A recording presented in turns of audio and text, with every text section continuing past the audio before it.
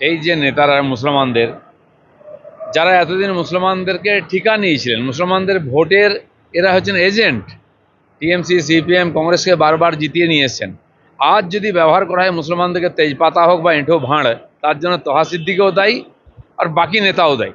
আজ মুসলমানদের প্রশ্ন করা উচিত, নিজেদেরকে তারা মুঘলদের পরম্পরার মনে করেন, উত্তরপুরুষ মনে করেন সেইভাবে, কিন্তু এত ক্রিমিনাল কেন মুসলমানরা, এত অশিক্ষিত কেন?